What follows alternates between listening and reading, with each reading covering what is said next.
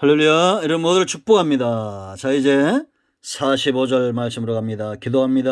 하나님, 이 놀라운 말씀들을 열어주시니 감사합니다. 우리가 하나님 편에 서는 은혜가 있게 하시고 철저하게 하나님을 의지하여 할례받은 백성으로 온전히 하나님 앞에 있기를 원합니다. 우리의 영이 날마다 새로워지고 우리의 영안이 열려져서 하나님이 기뻐하는 것들을 분명히 볼 줄 아는 그런 삶을 살게 하옵소서. 종을 낮추시고 겸손하게 하시고 오직 말씀의 통로만 되기를 원합니다. 6월절 어린 양 되신 예수님을 의지하여 죄와 사망의 모든 문제가 해결되고 성령의 인침을 받아 하나님이 기뻐하는 삶으로 나가는 주의 백성들 되게 하옵소서. 오늘도 말씀하실 하나님을 찬양합니다. 하나님의 능력과 지혜로 이 말씀에 깊은 것들을 열어 주옵소서. 예수님의 이름으로 사모하며 축복하며 취하며 기도합니다. 아멘. 자, 여러분, 할례의 의미들이 보이죠? 우리 모두는 성령의 인침을 받은 이방인도 아니고 단지 세상의 노예가 된 그런 노예도 아니고 하나님의 택한 백성들입니다.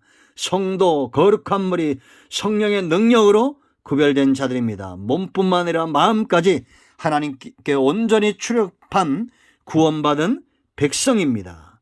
이것이 바로 출애굽의 목적입니다. 하나님은 이스라엘 백성들을 할례받게 해야, 여러분 마지막 절 이제 우리가 보겠지만 보세요. 바로 그날에, 이날이 언제입니까? 할례받은 백성들이 6월절에 참여할 때 여호와께서 이스라엘 자손을 그 무리대로 애굽 땅에서 인도했다라고 말합니다. 할례가 얼마나 중요합니까? 하나님 외에 내가 의지하는 모든 것들에 칼을 대십시오. 그러지 못한 자들 가운데 45절 말씀 보세요. 여러분, 거류인과 타국 품꾼은 먹지 못하리라 그랬습니다. 거류인이나 타국 품꾼은 어떤 자들이에요? 잠깐 이스라엘 백성들 가운데 머물러 있는 자들입니다. 저는 과거에 이런 사람들이 있었어요.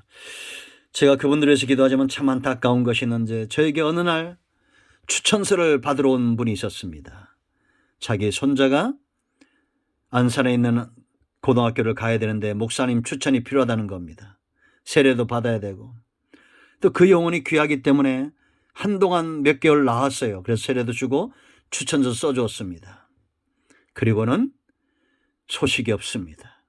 가끔 동네에서 뵌 적인데 요즘은 가끔도 보지 않는 것 같아요. 볼 때마다 저를 피하셨습니다.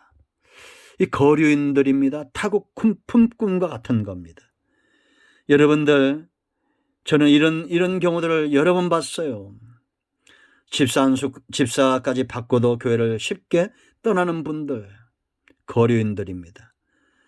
어떤 자기의 목적을 갖고 잠깐 신앙생활에 머물러 있는 자들, 타국 품꾼과 다를 것이 뭐가 있습니까? 하나님은 이들을 할례받게 한다는 겁니다. 거류인으로 왔습니다. 처음에는 거류인으로 왔어요. 타국 품꾼으로 잘못된 목적으로 왔어요. 그렇게 왔다가 이제는 할례받고 하나님 외에는 의지하는 것이 없는 철저하게 하나님의 백성으로 거듭나는 겁니다. 제가 선교사님들의 간증을 듣다가 깜짝 놀란 그런 간증을 들은 적이 있습니다. 참으로 왜 하나님이 요한이서 11절에 다른 교훈을 가지고 오는 자들에게는 인사도 하지 말라는 말을 그때 제가 깨달았습니다. 제가 교회에서 한두 번 얘기한 적이 있는데요.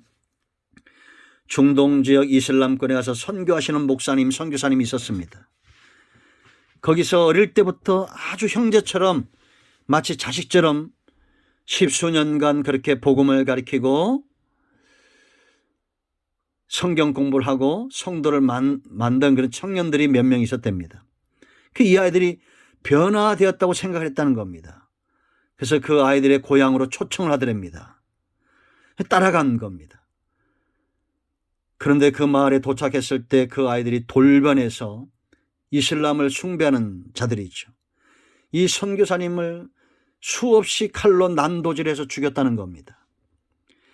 자신들의 이득, 선교사님들이 하는 공장, 그런데 잠깐 머물면서 이제 돈을 벌고 그 목적이 이루어졌을 때는 잔인하게 돌변하는, 참 무섭죠. 여러분, 우리는 교회 안에 있는 거류인, 잠깐 내 어떤 목적을 위해서 머물러 있는 그런 타국의 품꾼이 되면 안 됩니다. 할례받은 백성이 되세요.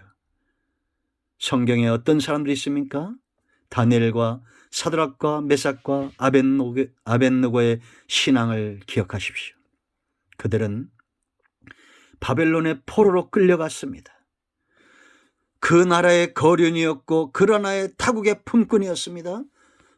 성공했습니다.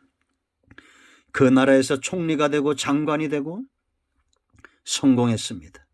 시기가 옵니다. 다니엘을 시기했던 느부갓네살의 측근들이 어떤 간계를 꾸밉니까? 왕이여 신상을 만들고 왕 외에 경배하는 자들을 사자굴에 던지라고 말합니다. 이것을 조서를 내려 전국 땅에 공포했습니다. 온 땅에 공포한 거예요.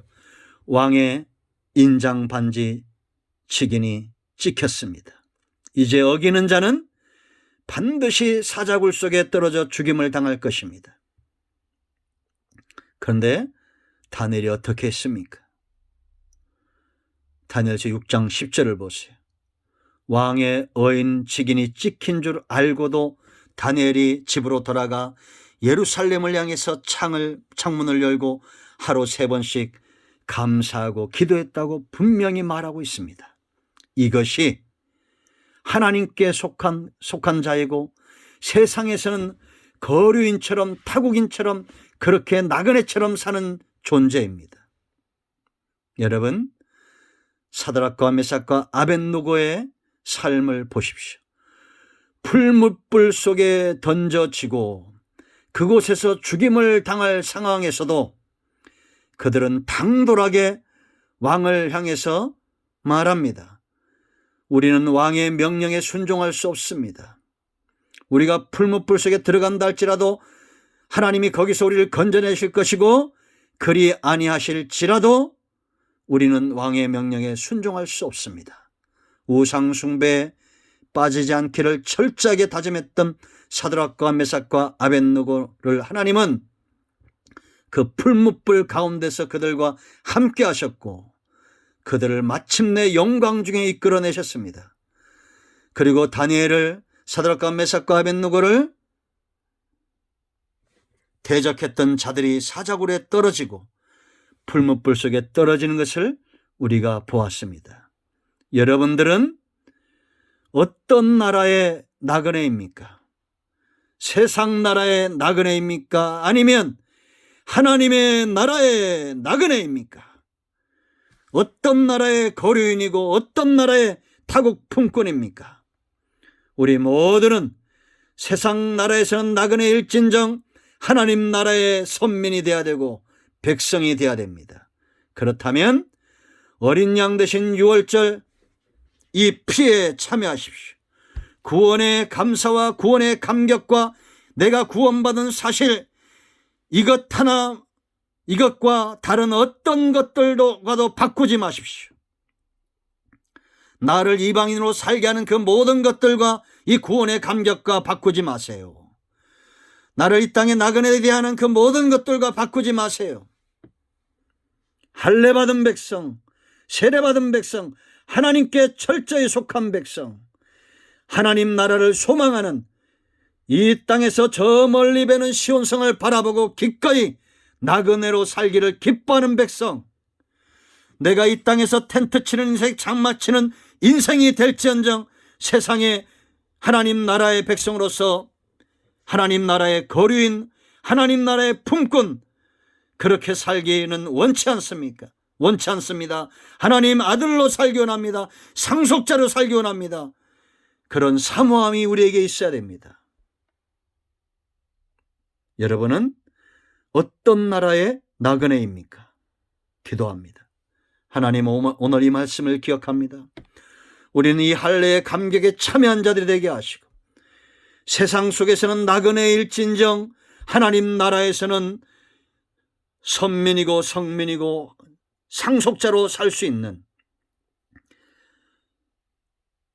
사자굴 속에서 신앙을 지켜내고 풀무불 속에서 신앙을 지켜냈던 다니엘과 사드락과 메삭과 아벳노고와 같은 그런 신앙의 사람들 다 되게 하옵소서. 우리 가운데 마음이 상한 자, 병든 자 있습니까? 예수님의 이름으로 요청하니 우리 모두를 회복시키시고 눈이 열리고 귀가 열리는 은혜가 있게 하옵소서. 예수님의 이름으로 사모하며 축복하며 취하며 기도합니다. 아멘. 할렐루야. 응답되었습니다. 이런 모두를 축복합니다. 아멘.